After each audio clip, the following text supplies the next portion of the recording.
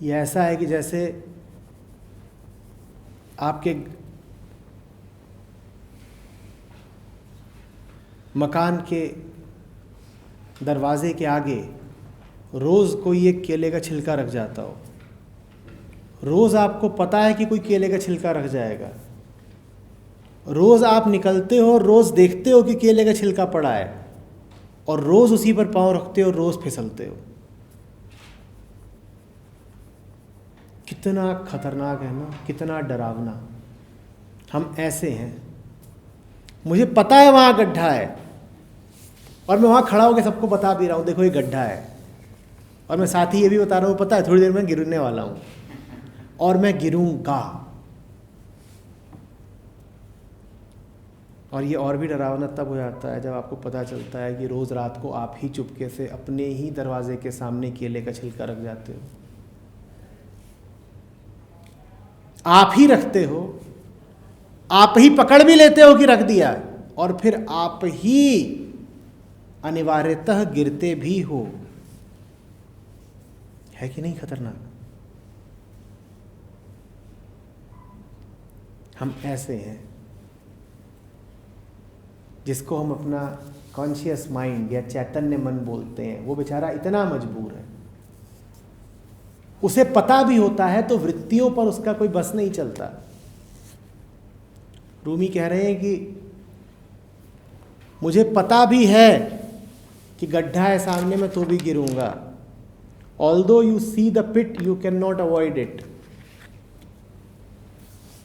देखते हो आप चैतन्य मन से, कॉन्शियस मन से, और गिरती है वहां जाके वृत्ति।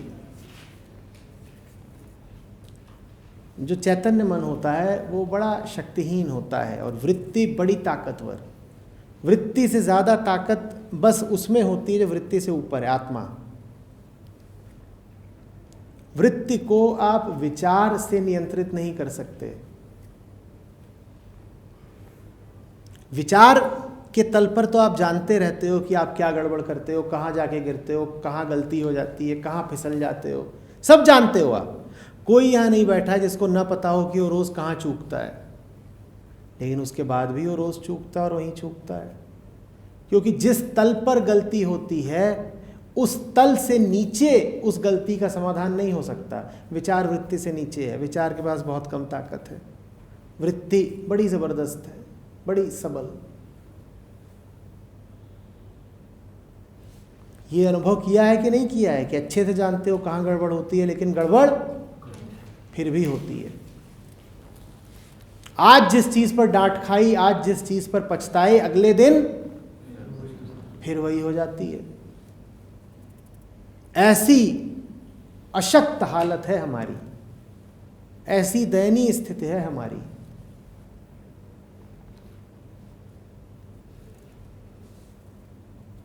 जानते बूझते गड्ढे में गिरते हैं, और गड्ढा भी कौन सा? वही कल वाला। लोग फिर गिरे। इससे अच्छा तो गड्ढे में घर ही बना लो। ये बार बार झंझट से मुक्ति पाओगे, निकले फिर गिरे, निकले फिर गिरे। क्या गोरख धंधा है।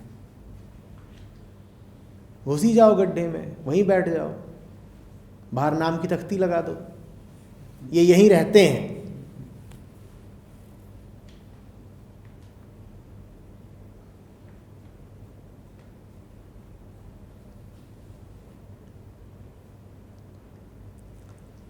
वृत्ति के तल पर जो समस्या है उसका समाधान मात्र आत्मा है, उसका समाधान विचार नहीं हो सकता।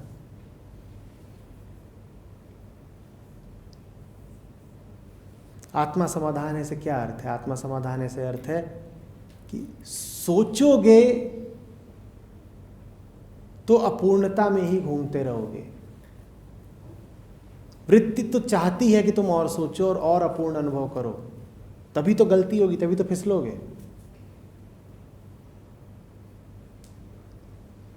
वृत्ति आधारित होती है इस धारणा पर कि अपूर्णता है, और विचार उस अपूर्णता को ही ईंधन बना करके और घूमता है। तोड़ना है अगर वृत्ति को तो इस धारणा को तोड़ना पड़ेगा कि अपूर्णता है।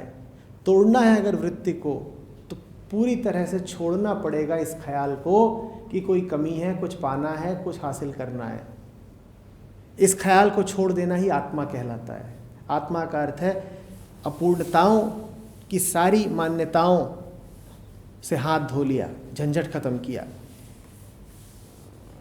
सारी अपूर्णताओं के हटने के बाद जो शेष रहती है उसी को पूर्ण आत्मा कहते हैं।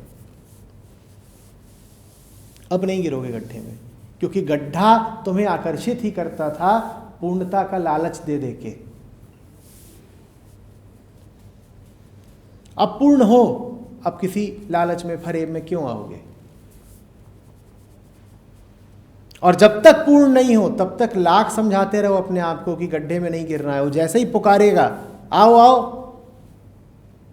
पूर्णता दूंगा, वैसे ही तुम पाओगे कि जितना विचार किया था, जितनी बौद्धिक कसरत की थी, वो सब भुला गई। जितना सुना था, जितने शास्त्र पढ़े थे, गुरु के जितने वचन मिले थे, सब पीछे रह गए। वृत्ति ने खींच लिया। ये होता है कि नहीं होता है?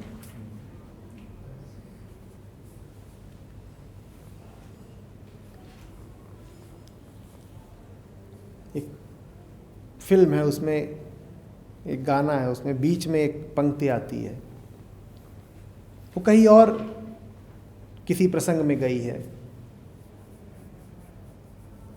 पर हमारे लिए बड़ी उपयुक्त है।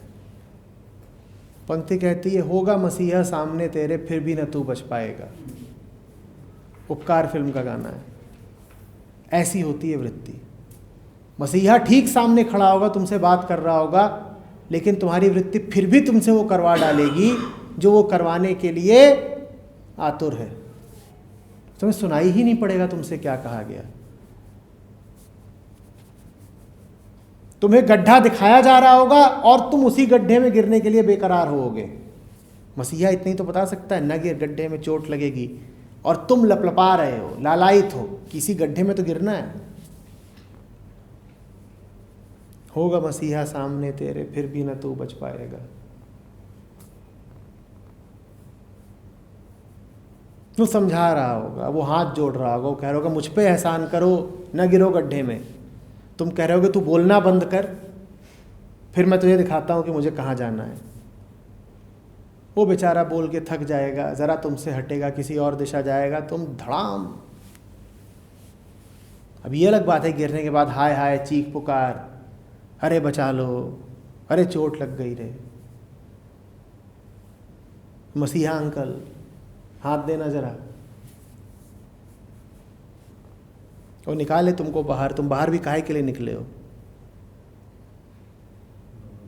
दोबारा कूदने के लिए।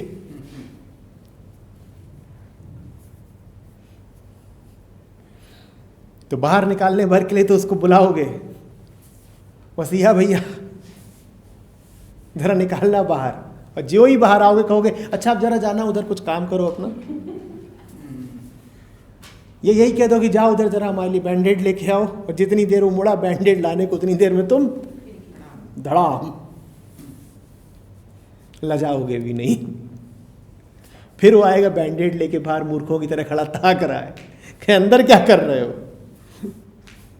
तुम कहोगे यही तो हमें करना था, लेकिन चोट बहुत जोर से लगी है, जरा फिर तो बाहर निकालो। इरादा हमारा एक है, गड्ढा बड़ा नेक है।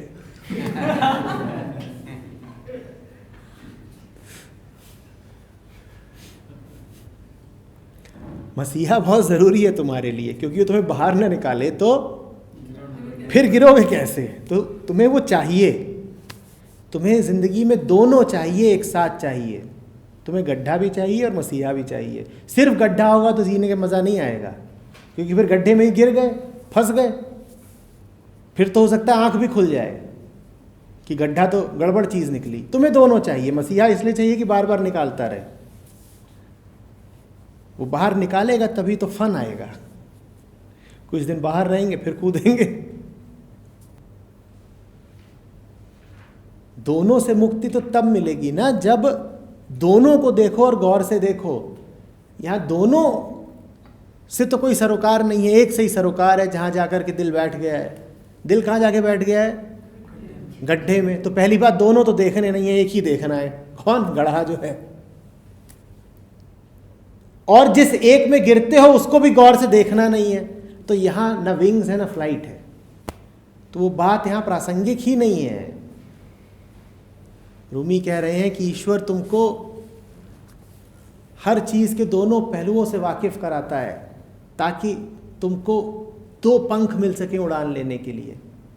यहां न तो तुम्हें दोनों पंखों से मतलब है,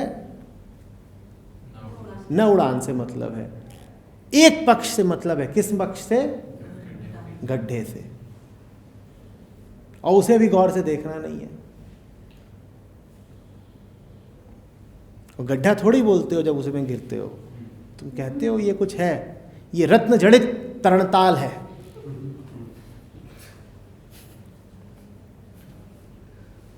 डायमंड स्टडेड स्विमिंग पूल।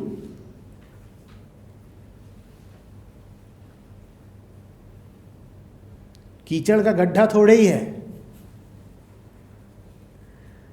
क्या दिखता है, आहा, क्या चमकता है, आहा।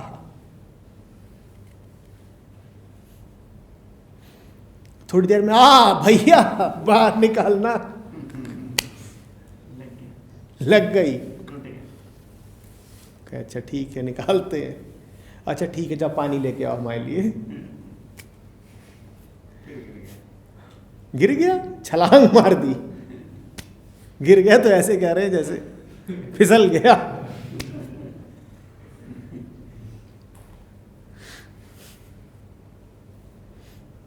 अब समझ रहे हो हमारे घरों में पूजा घर क्यों होता है? क्योंकि मसीहा भी हमें चाहिए। बहुत ज़रूरी है हमारी ज़िंदगी में मसीहा का होना, पर सीमित होना चाहिए। तब न टोके जब हम गड्ढे में गिर रहे हो। शयन कक्ष में नहीं चाहिए मसीहा, वहां तो हमें पूरी आज़ादी चाहिए गड्ढे में डाइव मारने की। पूजा घर चाहिए ताकि जब वहां से बाहर निकले लुटी पिटी हालत में, तुड़वा के नुचवा के, तो फिर आए और पूजा घर में बैठ जाएं, महाराज बड़ी चोट लगी है। देखिए, मोहब्बत में बिछड़ना ज़रूरी होता है। गड्ढे का मज़ा लेने के लिए बाहर आना ज़रूरी होता है। स्विमिंग पूल से बाहर नहीं निकलोगे तो दोबारा डाइव कैसे मारोगे? बच्चों को देखा है वो जो झूला होता है जिसमें ऊपर से फिसलते हैं तो नीचे आते हैं, तो ऊपर से फिसल के नीचे आते हैं, फिर भाग के क्या करते हैं? फिर जाते हैं, सीढ़ी चढ़ते हैं, फिर ऊपर। नीचे नहीं आएंगे तो ऊपर कैसे चढ़ेंगे? ऊपर नहीं चढ़ेंगे तो नीचे कैसे आएंगे?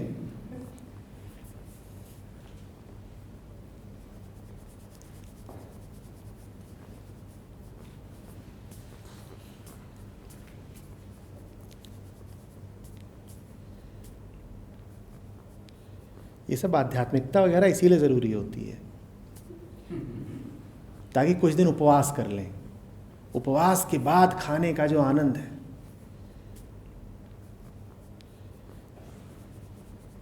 आप तो समझते होंगे, बहुत चलता है उपवास। उपवास के बाद जो तोड़ने में मज़ा आता है उसकी तो बात ही क्या है।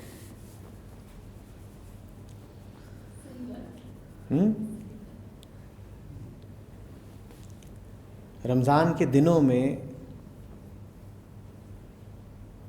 जो मज़ा है खाने का, रोज़ा तोड़ने का, वो और दिनों में थोड़े ही आता है। पूरे दिन पानी भी नहीं पिया है उसके बाद, तो गड्ढे से बाहर आना इसीलिए ज़रूरी है। अब गिरेंगे।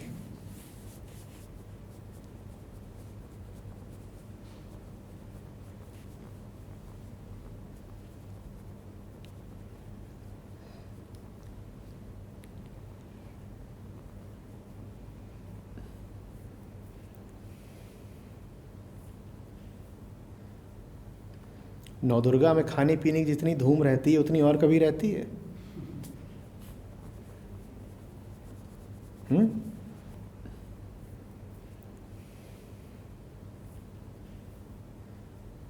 मुरादाबाद में था मैं उन दिनों, उसमें कट्टू का पिज्ज़ा मिल रहा था। सिंघाड़े के आटे का बर्गर। जितना गरिष्ठ और जितना तीखा जैन खाते हैं और कोई खाता है? अरे बिना मिर्च के, बिना मक्खन के।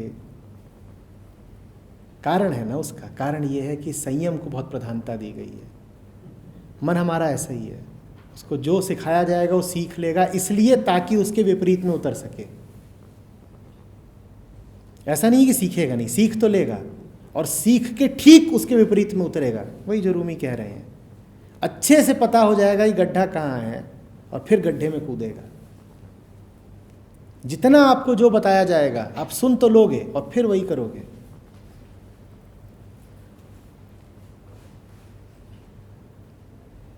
दीवारों पे लिखा रहता है अक्सर, देखा पढ़ा आपने, गधे के पूत। और सबसे सौंधी खुशबू वहीं से उठ रही होती है। ऐसा नहीं है कि लोग अनपढ़ हैं, पढ़ लिया और पढ़ लिया उसके बाद समझ गए कि यही तो है जगह। रूमी यही तो बता रहे हैं कि जहां पता हो गड्ढा है वहीं पे गिरना है, तो जहां लिखा हो गधे के पूत वहीं पे झरना है।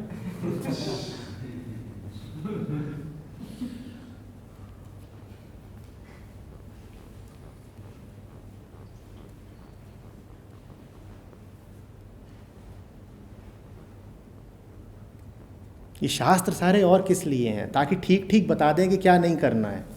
ऐसे तो पता ही नहीं चलता कि क्या नहीं करना है।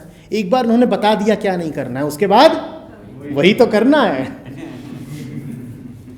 अभी कैसे पता चले कि सबसे ज्यादा मजे की और उत्तेजना देने वाली और मसालेदार चीजें क्या होती हैं? शास्त्री तो बताएंगे। शास्त्र वर्जित ना करें तो हमें तो दिक्कत हो जाएगी, ढूंढना पड़ेगा कि क्या क्या करने में मजा आता है। शास्त्र खोलो, उसे पढ़ो, अच्छा ये नहीं करना होता, ये नहीं करना होता, ये नहीं करना होता, ठीक पता चल गया। ये काम है जिनमें सबसे मजा आएगा। गुरु और किस लिए होता है? गुरु होता है इसीलिए कि वो बताए कि क्या नहीं करना, सुनो क्या नहीं करना, ठीक, अब आएगा मजा।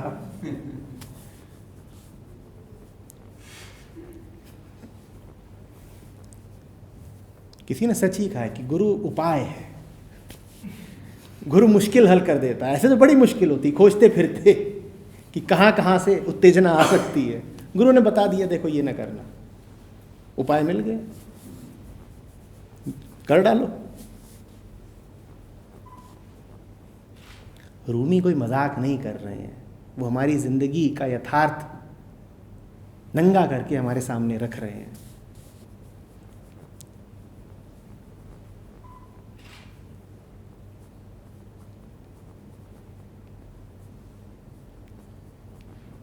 जो कि मजाक ही है।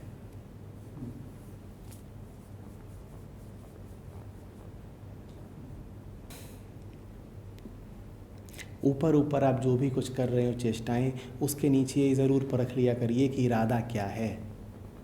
ऊपर ऊपर से तो आप मुक्ति के लिए, बोध के लिए हज़ार प्रयत्न कर रहे होंगे, ये भी तो पूछ लिया करिए कि दिल ही दिल में इरादा क्या है, चाहिए भी या विंडो शॉपिंग के लिए निकले हो।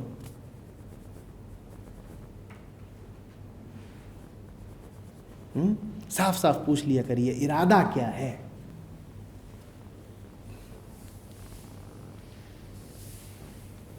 जेब में है ही नहीं कुछ, खरीदेंगे कैसे? जब विंडो शॉपिंग के लिए निकलते हैं तो न पैसा है न कार्ड है, यूं ही निकल आए तफरी, खरीद कैसे लोगे? चीज़ महंगी है।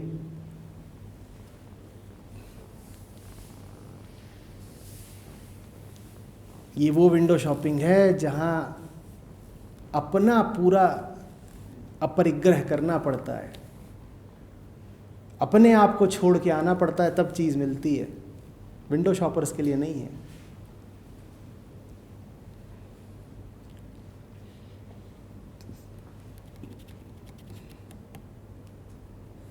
भेलपूरी थोड़ी है कि बाजार में टहल रहे थे और यूं ही खरीद ली, भैया एक पत्ता बनाना 10 रुपये वाला। मामला महंगा है, न्योछावर होना पड़ेगा।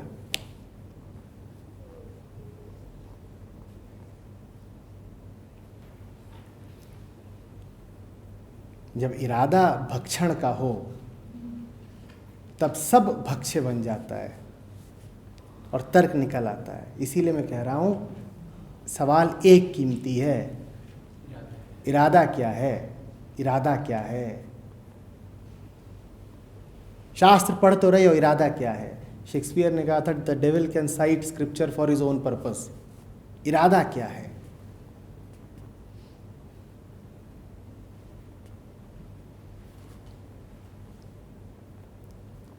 गड्ढे का नक्शा तो मांग रहे हो, जीपीएस में पूछते रहे हो गड्ढा बताओ कहाँ है, इरादा क्या है, बचने का या गिरने का। पता तो चल जाएगा अब साफ साफ कि गड्ढा वहां है, पर पूछा क्यों, पूछा क्यों, इरादा क्या है।